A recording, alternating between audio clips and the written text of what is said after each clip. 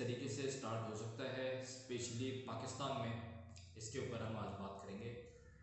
E commerce का business start करने के लिए आपके पास मिनिमम इन्वेस्टमेंट कितनी होनी चाहिए, और अगर आप एक स्टूडेंट हैं, अगर आप समझते हैं या फिर आप 9 to 5 जॉब करते हैं और आपको लग रहा है कि आपको कोई साइड हसल स्टार्ट करनी है और आप ई कॉमर्स के अंदर आना चाहते हैं, तो मिनिमम बजट क्या होना चाहिए। अच्छा, ई कॉमर्स के अंदर जो सबसे पहले चीज़ ज़रूरी होती है, अगर आप खुद करना चाह रहे हैं, जैसे एक पाकिस्तान के अंदर लोग दराज के ऊपर स्टोर बनाते हैं या कुछ और वेबसाइट्स भी आ गई हैं उसके ऊपर भी स्टोर बना देते हैं, फेसबुक के ऊपर शुरू कर लेते हैं, इंस्टाग्राम हो गई, कहीं किसी भी आप सोशल मीडिया से आप बेचना शुरू कर देते हैं प्रोडक्ट्स को। लेकिन फिर बात सबसे पहली आती है कि प्रोडक्ट है क्या, प्रोडक्ट आपको कहाँ से अवेलेबल है, आपको उसकी सोर्सिंग किस तरीके से करनी है, आपको कैसे पता कि ये कितने में सेल हो रही है और पीछे से आपको क्या प्रॉफिट मार्जिन मिल रहा है। तो पहली चीज़ होती है रिसर्च। सबसे पहले आपने देखना है कि आपके पास बजट क्या है। अगर आप न्यू बाय हैं, आपको लगता है कि बिल्कुल अभी आप पहले पहले जा रहे हैं इसके अंदर, या आप स्टूडेंट हैं, तो जाहिर है आपका लिमिटेड बजट ही होगा, और आपका ये अगर फर्स्ट स्टार्टअप है तो आप ये करें कि अपना बजट रखें 10 से 15 हज़ार रुपये। 10 से 15 हज़ार रुपये में क्या होता है कि आप कोई भी प्रोडक्ट ले लें, फ़र्ज़ करें आप इलेक्ट्रॉनिक्स के कोई प्रोडक्ट ले लेते हैं, मतलब आप मोबाइल एसेसरीज ले लेते हैं, या आप चले जाते हैं टेक्सटाइल के अंदर, कोई सीजन्स के हिसाब से आप कोई कपड़े ले रहे हैं, टी शर्ट ले रहे हैं या ट्राउज़र ले रहे हैं, कोई भी इस तरीके की चीज़ है, तो आप उसके 10 से 15 पीस उठा सकते हैं और उसकी अच्छी फ़ोटोग्राफी करके, अच्छे कैमरे से, कोई आपका फ्रेंड है जो अच्छी फ़ोटोग्राफी करता है उसकी हेल्प ले लें, 2-3 एंगल से तस्वीरें लगा लें। अगर आप दराज पे बेचना चाहते हैं तो उसके लिए आपको दराज के ऊपर अकाउंट बनाना पड़ेगा। कोई भी अगर हेल्प लेना चाहता है कि दराज पे अकाउंट कैसे बनता है, तो मुझे कमेंट के अंदर बताएं, मैं वो भी बता दूँगा। मैं खुद भी दराज के ऊपर मैंने जस्ट फॉर आप कह रहे हैं कि एक एक्सपीरियंस लेने के लिए काम किया, ठीक है, और दराज की प्रॉज एंड कॉन्स क्या है उसके ऊपर फिर हम वीडियो बनाएंगे, किसी और वीडियो में बात करेंगे, अगर आप लोग चाहेंगे तो उस पर भी वीडियो बना दी जाएगी। अच्छा, अभी हम वापस आ जाते हैं अपने ई कॉमर्स पे। तो आपने जो भी आपकी प्रोडक्ट है उसकी प्रॉपर तरीके से फ़ोटोग्राफी करनी है, ठीक है। फ़ोटोग्राफी जब आप कर लेते हैं, फिर आपने दराज पे आप स्टोर बनाएं, या आप फेसबुक मार्केट प्लेस के ऊपर जाएं, या आप अपना यूट्यूब चैनल बना के प्रमोट करते हैं, या आप इंस्टा पे करते हैं, या जो आपको तरीका सही लगता है आप वो करते हैं। तो डिजिटल मार्केटिंग के थ्रू आप उसकी पिक्चर्स को डिस्प्ले कर सकते हैं। अच्छा, एक और भी मैं आपको जगह बताता हूँ, लोग उससे ज़्यादा ही वाकिफ़ हैं, खैर, OLX। आपकी कोई भी प्रोडक्ट है आप उसको OLX के ऊपर भी सेल कर सकते हैं, वहाँ पर भी लोग आपको मतलब काफ़ी बायर्स मिलेंगे और सीरियस बायर मिलेंगे। अच्छा, जब आप प्रोडक्ट हंट कर लेते हैं, जब आप देख लेते हैं कि मैंने किस चीज़ के कितने पीसेस उठाने हैं, ठीक है, फ़र्ज़ करें एक मेरे पास अगर डेटा केबल है, मैंने वो उठा लिए 10 पीस। अब अगर मुझे उसके ऑर्डर्स भी आना शुरू हो जाते हैं, एक के बाद एक ऑर्डर आ रहा है, और वो 10 पीस मेरे चले गए, बिक गए, ठीक है। अब जिस तरीके से डॉलर का रेट ऊपर नीचे हो रहा है, तो ज़रूरी नहीं है कि अगली बार भी उसी प्राइस पे मिले, या उसकी अगर कीमत बेचने में भी बढ़ गई है, जो आपकी रिटेल है, ठीक है, तो वो कितनी बड़ी है और अब पीछे से कितनी आ रही है, इस चीज़ के ऊपर आपको नज़र रखनी पड़ेगी। और एक सबसे इम्पॉर्टेंट चीज़ और इसमें ऐड करूँगा, वो आपको ये करना पड़ेगा कि आपको ये देखना पड़ेगा कि आप जिससे भी चीज़ खरीद रहे हैं वो उसके पास स्टॉक अवेलेबल हो। क्योंकि अगर उसके पास स्टॉक अवेलेबल नहीं होगा और आपके पास ऑर्डर आ गया लाइन से, ठीक है, कि आपके 10 तो बिक गए, उसके बाद भी आपके ऑर्डर्स आ रहे हैं, जाहिर है तो फिर आपको वो स्टॉक अरेंज करना पड़ेगा।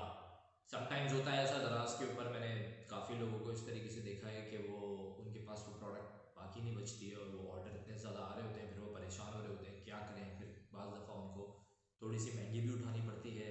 क्योंकि दराज के अंदर एक बड़ी इंपॉर्टेंट चीज़ ये है कि हर चीज़ के ऊपर आपको कमीशन देना पड़ता है, और कमीशन की डिफरेंट कैटेगरीज हैं। इलेक्ट्रॉनिक आइटम है उसकी डिफरेंट कैटेगरी है, टेक्सटाइल कपड़े वपड़े उनकी अलग है, किचन की एसेसरीज है उनकी अलग है, हर चीज़ की अलग कैटेगरी है। तो आपको ये चीज़ का ख्याल रखना पड़ता है कि जो आपकी कॉस्ट आ रही है वो, जो आपकी कमीशन की प्राइस आ रही है वो, निकालने के बाद और जो आपका ट्रैवल के जो भी पैसे हैं, ठीक है, वो सब निकालने के बाद जो आपको ऊपर पैसे आते हैं वो आपका प्रॉफिट है, ठीक है। अगर उससे पहले अगर आपको प्रॉफिट प्रॉपर नहीं मिल रहा, अगर आप मतलब अगर आप क्वांटिटी पे काम कर रहे हैं, अगर आपकी बड़ी क्वांटिटी मतलब बिक रही है, आपके 1000 प्रोडक्ट बिक रहे हैं और आपको 10 रुपए के हिसाब से प्रॉफिट आ रहा है, ठीक है, एक चीज़ समझ आएगी आपको फॉर टाइम बिंग के यार भी ठीक है मेरा वॉल्यूम बढ़ रहा है। अगर आपका वॉल्यूम भी कम है, आपका प्रॉफिट भी कम है, तो ऑब्वियसली फिर आपको उस चीज़ के अंदर मज़ा नहीं आएगा। तो इसी चीज़ को मैं कहता हूँ कि ये सब डिपेंड करता है प्रोडक्ट के ऊपर। जिस प्रोडक्ट के ऊपर जाना है पहले वो ये देख के जाना है कि इसके अंदर कितना पोटेंशियल है, ये कैसे सेल होती है, ये कोई ब्रेकेबल आइटम तो नहीं है, कोई ऐसी चीज़ भी ना ले लें शीशे की चीज़ें हो, ठीक है, पता चला पहुंचाने से पहले टूट गई, वो चीज़ डैमेज, चेक करने आपके ऊपर आएगा क्या होगा, पॉलिसी क्या है, मोस्टली तो आप ही के ऊपर आएगा अगर पहुंचे नहीं है किसी के पास तो इन सारी चीज़ों को बहुत केयरफुली आपको देखना पड़ेगा अगर आप एक नए बंदे हैं जो ई कॉमर्स की फील्ड में जा रहे हैं। क्योंकि जो लोग भी प्रोडक्ट सही नहीं पिक करते और कोई भी ऐसी प्रोडक्ट होती है जिसकी सेल अच्छी नहीं होती या कोई सीजनल प्रोडक्ट होती है, तो फिर उसके अंदर प्रॉब्लम्स होती हैं आगे जाके। फिर वही लोग कह रहे होते हैं यार ई कॉमर्स नहीं चलता, ऑनलाइन पैसे कमाए नहीं जा सकते, इन चीज़ों में बड़े मसले मसाइल हैं, सिर्फ कहने की बातें हैं। ये कहने की बातें नहीं, आप ई कॉमर्स से बहुत अच्छे पैसे बना सकते हैं, बट द ओनली थिंग आपको ये देखना पड़ेगा कि आपकी प्रोडक्ट क्या है, अगेन जिस चीज़ पे मैंने पहले आपको बोला था। अच्छा, एक और चीज़ आती है आपके ऑनलाइन के अंदर काम करते हुए ई कॉमर्स पे, रिटर्न पॉलिसी। अगर आप किसी फेसबुक मार्केट प्लेस के ऊपर फर्ज करें आप बना रहे हैं, अपना अकाउंट आपने बनाया हुआ है वहाँ पे, वहाँ से आप सेल कर रहे हैं, तो आपको ट्रैक करना होगा अपने कस्टमर को प्रॉपरली कि उसको अगर आपने कोई जूता बेचा है या आपने कोई भी प्रोडक्ट बेची है वो उस तक सही सलामत पहुंच गई है, वो सेटिस्फाई है, कोशिश करें उससे रिव्यू लें। इवन दराज पर भी अगर है कोशिश करें उससे रिव्यू लें।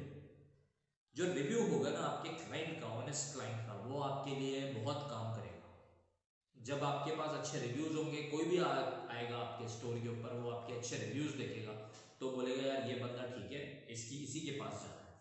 फिर जब आप अपनी क्लाइंट लिस्ट मेंटेन कर लेते हैं, आप उनके साथ टच में हो जाते हैं, ठीक है, आप जब चीज़ डिलीवर भी हो जाती है आप फिर उसको मैसेज करते हैं व्हाट्सएप पर, फ़ोन पे, कहीं पर भी आप पूछते हैं कि आपको सही चीज़ मिल गई, आप सेटिस्फाई हैं, आपने पहना या आपने यूज़ किया, आपके क्या रिमार्क्स हैं, वो फिर वहाँ फीडबैक देता है, अपना फीडबैक दीजिए। तो ये आपका एक रिलेशनशिप बन जाता है। अब नेक्स्ट टाइम अगर उसको या उससे किसी भी जानने वाले को वो चीज़ चाहिए होगी ना, तो वो आपको रिकमेंड करेगा, वर्ड ऑफ माउथ वाली मार्केटिंग आपको फ्री में मिल जाएगी, ठीक है। और ये वर्ड ऑफ माउथ जो है ये सबसे ज़्यादा काम करता है, ये मेरी बात याद रखिएगा। कोई भी बंदा होगा, आपका भाई, वालिद साहब या कोई दोस्त आपको बोलेगा ना कि यार ये आपको कोई चीज़ लेनी होगी कि यार ये ले ले, ठीक है, मेरा एक्सपीरियंस है, तो आप बोलेंगे हाँ यार ठीक है मैं भरोसा करता हूँ इसके ऊपर, ले लेता हूँ। तो जो वर्ड ऑफ माउथ वाली जो मार्केटिंग है ना, ये हमेशा बहुत ज़्यादा काम करती है, और ई कॉमर्स के लिए तो बहुत ही ज़्यादा काम करती है, क्योंकि यहाँ पर ये हो रहा है कि जूता मंगाओ 9 नंबर का, भेज देते हैं 8 नंबर का, क्योंकि उनके पास होता 8 नंबर का अवेलेबल है। अब वो ये नहीं देखते, वो एक दफ़ा की वजह से वो सोचते हैं कि भाई इसको मुकाओ, ठीक है, मेरा ये आखिरी पीस पड़ा है, इसको तो मुका दो। चले आप, उसने बगैर चेक किए ले भी लिया, ठीक है, वो किसी तरीके से आ गया आपके ट्रैप में, ठीक है, अब क्या वो दोबारा आएगा आपके स्टोर पे? नहीं, वो किसी और के पास भी अगर जा रहा होगा तो अब वो देखेगा रिव्यूज, ठीक है, यहाँ से रिव्यूज का गेम शुरू होता है, ठीक है। अब वो पढ़ेगा अच्छा लोग क्या कह रहे हैं। अच्छा, इसमें एक चीज आती है फेक रिव्यूज भी, ठीक है। फेक रिव्यूज मतलब आपने कोई दोस्तों यारों को बोला यार तुम सब ऑर्डर करो मेरे स्टोर से और लेते जाओ, ठीक है, और वही बाय बैक वाला सीन हो जाता है, ठीक है, फिर मैं दोबारा से स्टॉक को लगा दूंगा लेके तुम सबसे। आपने फिर क्या किया कि उनके रिव्यूज ले लिए, ठीक है। तो भाई फेक रिव्यूज जो हैं वो एक हद तक काम करते हैं। अगर आपने फेक रिव्यूज ले लिया, ठीक है, आपको 2 4 5 10 ऑर्डर आ गए वो फेक रिव्यूज देख के भी, लेकिन आप सर्विस दे नहीं सकते, आप सर्विस दे ही नहीं पा रहे, तब भी आपका स्टोर लॉन्ग टर्म में नहीं चलेगा। तो ये बात याद रखिएगा, चाहे आप ऑनलाइन मार्केट प्लेस पे काम कर रहे हैं, चाहे आप दराज पे काम कर रहे हैं, चाहे आप इंस्टा पे काम कर रहे हैं, कहीं भी आप काम कर रहे हैं, जो कस्टमर के साथ आपकी डीलिंग है ना वो बहुत ज़्यादा इंपॉर्टेंट है। आपको अपने कस्टमर को सेटिस्फाई करना है, क्योंकि मार्केटिंग में कहा जाता है कस्टमर इज अ किंग। वो आया है एक बार, आपको पैसे देके चीज़ दे रहा है, तो ऑब्वियसली आप चाहेंगे दोबारा आए। और जब कस्टमर रिपीट होता है तो वो अपने साथ ज़रूर दूसरे कस्टमर्स को भी लाता है। तो मेक श्योर रखें कि एक दफ़ा के चक्कर में कोई ऐसी हरकत ना करें जिससे आप अपना पूरा ऑनलाइन इमेज ही ख़राब कर दें और फिर हर बंदा बोले यार इस स्टोर में नहीं जाना। ठीक है, रिव्यूज़ जो आजकल लिखे हुए होते हैं ना वो वॉइस ऑफ कस्टमर पे और डिफरेंट फोरम्स के ऊपर जाके कि ये फलाना फलाना बंदा है, भाई इससे कुछ मत खरीदना, ठीक है, इससे डील मत करना। ये चीज़ें अक्सर शादी के जोड़ों में भी बहुत देखी जाती हैं, जो बेच रहे हैं कपड़े वपड़े उनमें बड़ी इस तरीके की चीज़ें देखी जाती है, भाई इससे मत लेना। तो इस चीज़ से बचने के लिए अपने आप को क्लियर रखें, क्योंकि आपके ऑनलाइन बिजनेस की जीत ही यही है कि आप सच बोल के काम करें, आप क्लियर साफ काम करें। जब आप इस तरीके से करेंगे कस्टमर को पता होगा कि यार ये क्लियर और साफ बंदा है, तो फिर वो आपके साथ ज़रूर डील करेगा, ज़रूर आपसे चीज़ें खरीदेगा। एक और चीज़ इसके अंदर आती है रिटर्न पॉलिसी वाला सीन। रिटर्न पॉलिसी में क्या होता है कि आपको रिटर्न पॉलिसी ऐसी रखनी होती है कि अब जैसे दराज के ऊपर अक्सर मैं देखता हूँ लोगों के मसले मसाइल कैसे आते हैं कि जी वो उन्होंने रिटर्न कर दिया, क्यों रिटर्न कर दिया नहीं समझ आया, या मूड बदल गया, या वट एवर जो भी है। उन्होंने कभी कभार ऐसे क्लाइंट भी होते हैं कुछ और रख देते हैं उसके अंदर, रिटर्न कर देते हैं। वो बंदा जा रहा है जी, वो फॉर्म भर रहा है, जो आपका जो बायर था, ओ सॉरी जो सेलर था, वो जाके फॉर्म भर रहा है उस क्लेम को सेटल करने के लिए कि भाई क्या चक्कर है। वो एंड में देखता है, बोलता है यार ये तो मेरी चीज़ ही नहीं थी, बड़े इसके अंदर चक्कर होते हैं। ठीक है, तो आपको जो भी रिटर्न पॉलिसी रखनी है, ठीक है, वो देख के सोच के रखनी है कि अगर किसी ने रिटर्न किया उसको आपने एक टाइम देना है कि यार इतने टाइम के अंदर आप रिटर्न कर सकते हो। ठीक है, अगर उसने आपको मैसेज किया भाई ये प्रॉब्लम आ गई है, इसमें ये प्रॉब्लम है, आप उसी वक्त उसको बोले पिक्चर्स भेजो। ठीक है, आप पिक्चर्स देते हैं अपने ऑनलाइन स्टोर के ऊपर या कहीं पर भी आप एक डिस्क्लेमर चला सकते हैं कि भाई ये मूड बदलने पर चेंज नहीं किया जाएगा। ठीक है, ये अगर आप गुडविल रखना चाहते हैं, आप चाहते हैं कि यार मैं एक अच्छा कनेक्शन मेंटेन करूं अपने क्लाइंट से, जैसे काफ़ी आजकल ऐसी वेबसाइट्स कर रही हैं, तो आप ये कह देते हैं भाई आप जिस वक्त आपके पास आ रहा है ना पार्सल, आप उसी वक्त पहले इसको खोल के देख लो।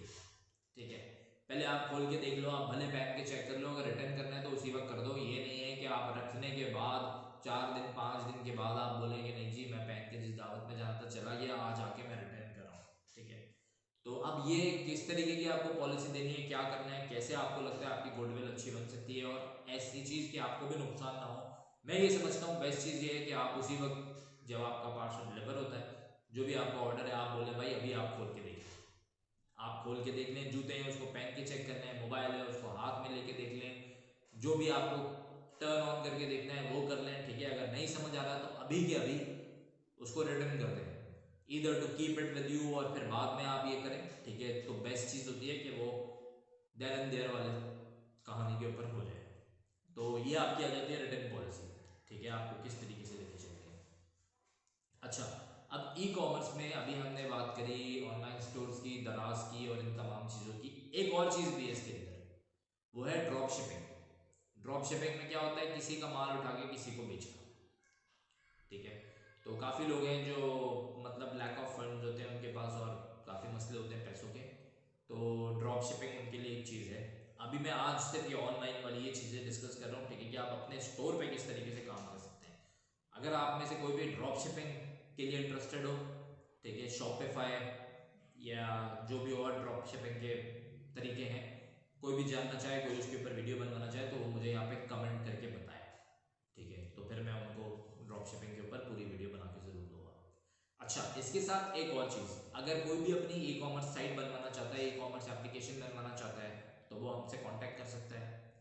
अपना नीचे कमेंट के अंदर लिख सकता है, नंबर दे सकता है।